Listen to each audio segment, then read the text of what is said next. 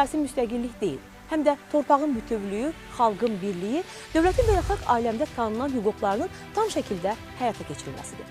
Azərbaycanın suverenlik yolu tarixən sınaqlardan keçmiş, xalqın mübarizəsi və iradəsi ilə formalaşmış müqəddəs bir yoldur. Bu yol əsrlər boyu Azərbaycan xalqının öz milli kimliyini qorumaq, dövlətçiliyini bərpa etmək, müstəqil yaşamaq əzmi ilə müşayiət olunur.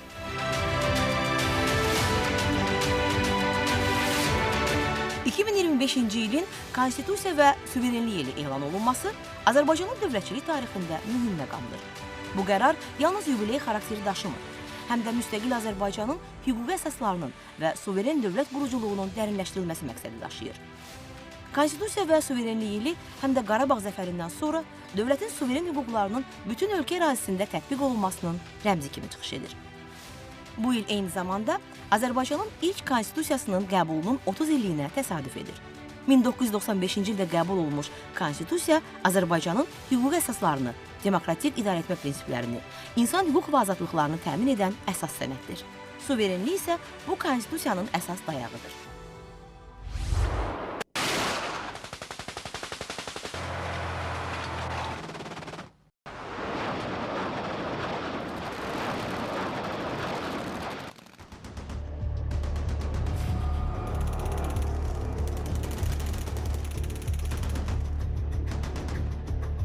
Qarabağ münaqişəsi Azərbaycanın suverenlik yolunda uzun illər ciddi maneələrdən biri olub. Ötən əsrin 90-cı illərin əvvəllərində Ermənistanın hərbi təcavüzü nəticəsində ölkəmizin təxminən 20% ərazisi işğal edildi. Bu işğal həm də Azərbaycanın tarixi və mədəni irsinin dağıdılmasına yönəlmişdir.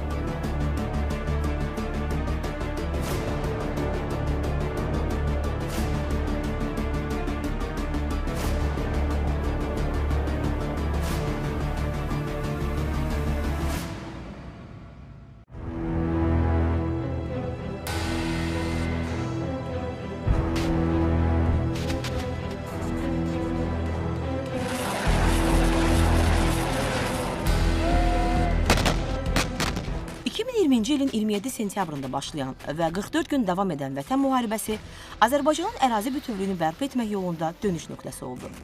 Prezident İlham Əliyevin rəhbərliyi, Azərbaycan ordusunun qəhrəmanlığı və xalqın birliyi nəticəsində Ermənistan silahlı qüvvələri darmadağın edildi.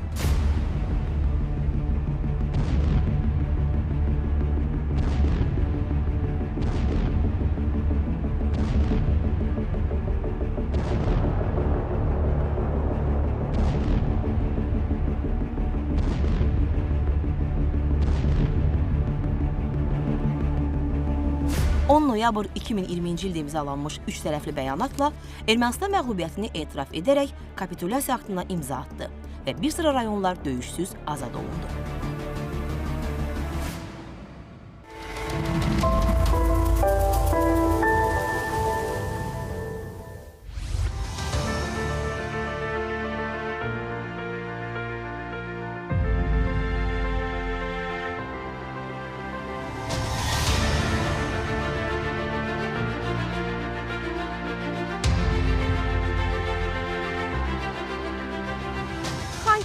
Qarabağ torpağının qəlbində doğulan şəhər, tarixin səssiz şahidi, xalqın yenilməz iradəsinin simvolu. Əsrlər boyu bu torpaqda məhz Azərbaycan türkləri yaşayıb, 37 məhəllədə həyat qaynayıb, məscidlərin minarələrindən azan səsi yüksəlib.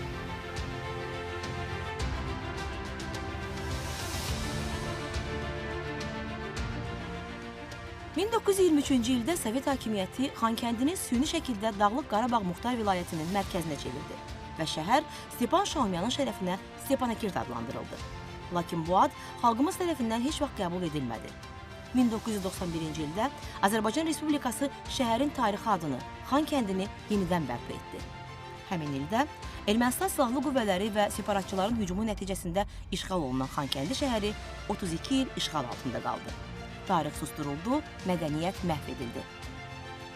Amma 2023-cü ildə Xankəndi yenidən öz sahibinə qayıtdı.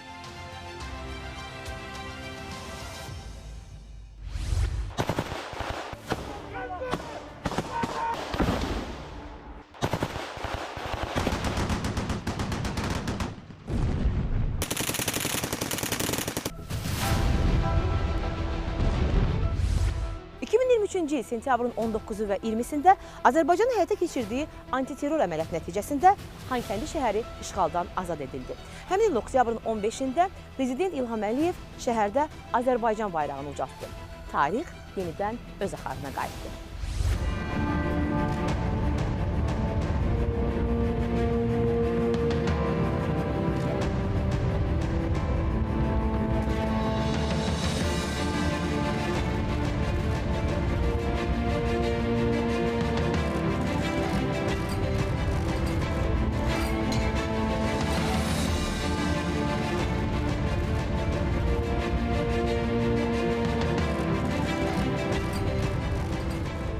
Mən o vaxt demişdim ki, nəyi necə, nə vaxt etmək lazımdır, onu mən bilirəm.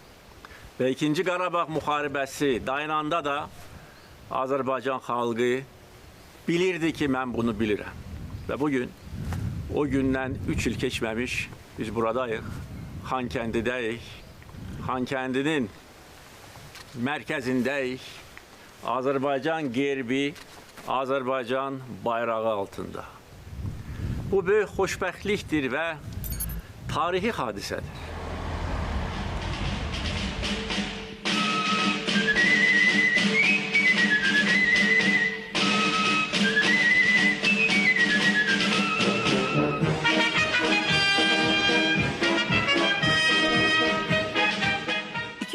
İl noyabrın 8-də şəhərdə 2-ci Qarabağ müharibəsində əldə olunmuş qələbəyə həsr edilən təntənəli hərbi parad keçirildi.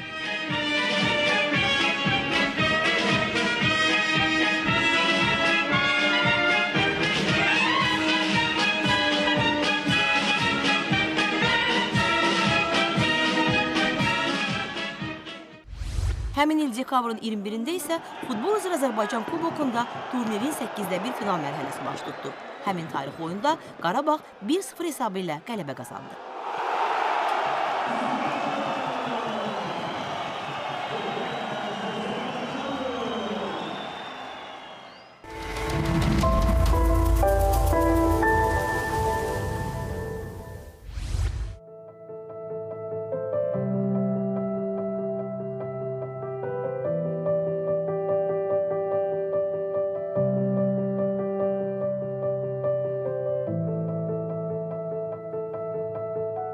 Xankəndi bugün tarixi ədalətin bərpa olunduğu, gələcəyin inşa edildiyi şəhərdir. Bu şəhərin tarixi memarlıq irsi Azərbaycan mədəniyyətinin ayrılmaz tərkib hissəsidir.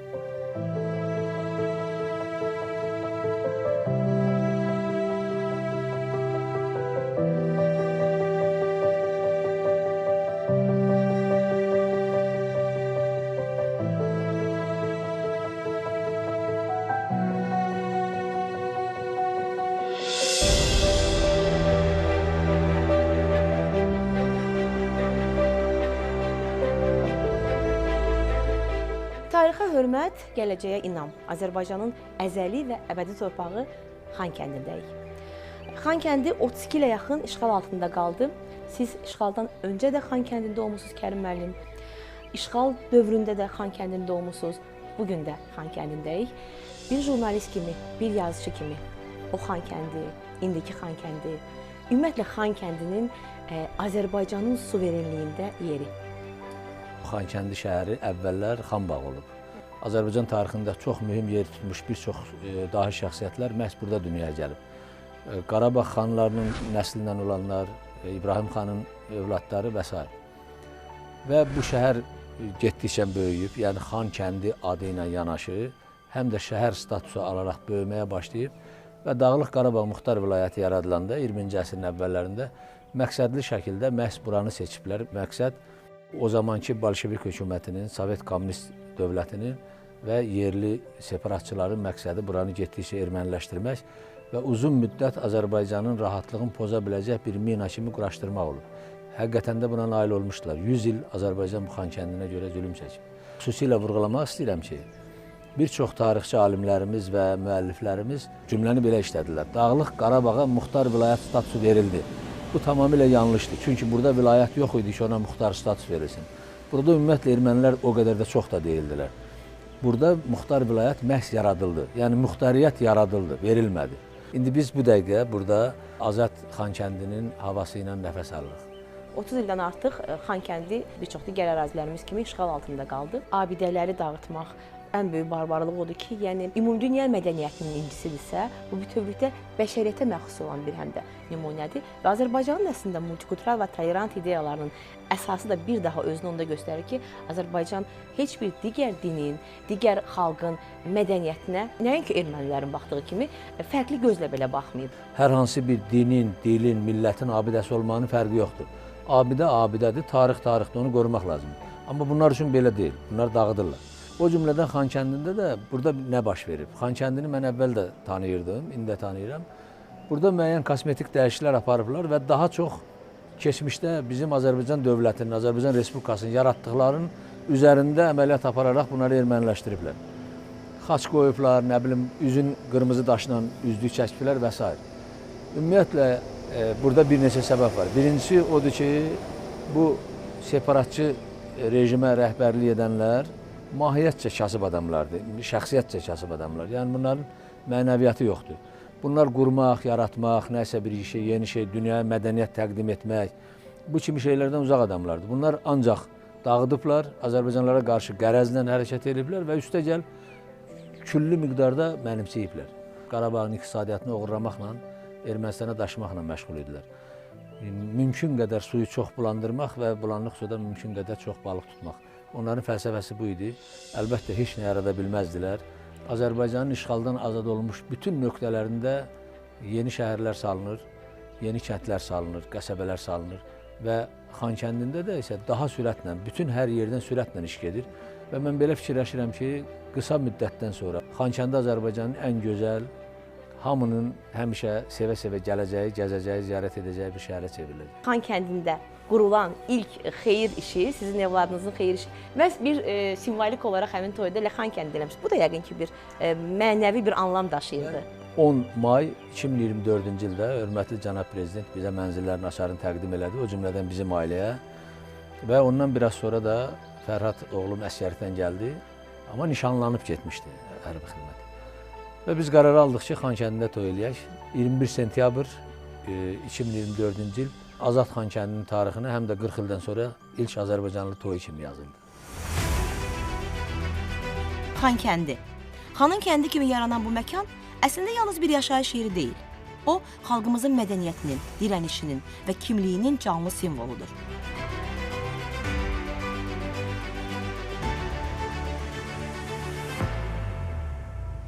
Bugün burada elm dirçəlir.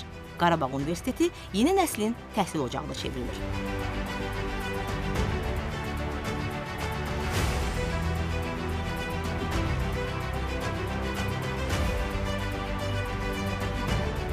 ...2024-cü ildə Qarabağ Universitetinin yaradılması Azərbaycanın yalnız təhsil yox, həm də suverenlik baxımından qazandığı uğurlu nailiyyətdir. Qarabağ Universiteti, Qarabağın təhsil mərkəzinə çevrilməsi yolunda atılan strateji addımdır.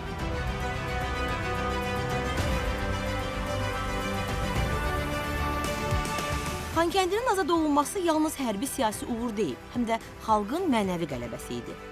Bu hadisə Azərbaycan dövlətçiliyinin gücünü və xalqın suverenlik iradəsinin dönməzliyini nümayiş etdi.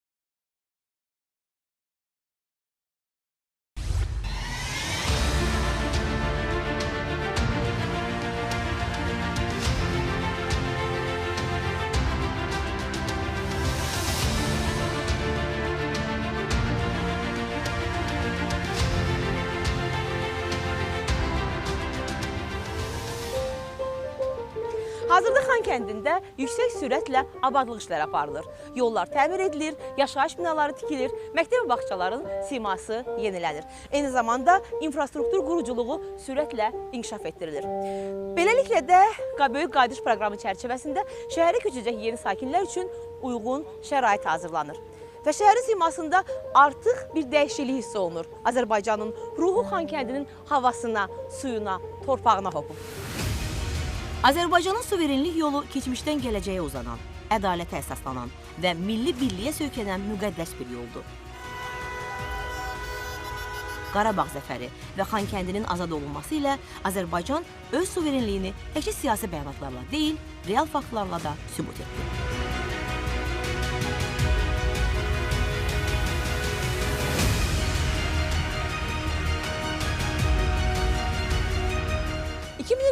ilin Konstitusiya və Suverenlik ili elan olunması bu tarixi nailiyyətlərin hüquqi və mənəvi əsaslarının möhkəmləndirilməsi baxımından mühüm əhəmiyyət kəsb edir.